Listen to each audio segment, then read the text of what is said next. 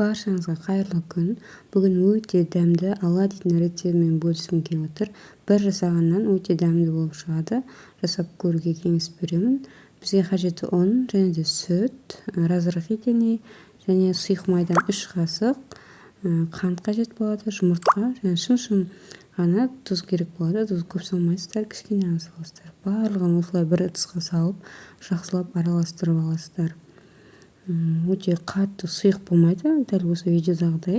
Қызып тұрған тапамызға осылай салып, жақсылап қарап тұрамыз. Яғни 15-15 секундтан 2 қапталып пісетін болады.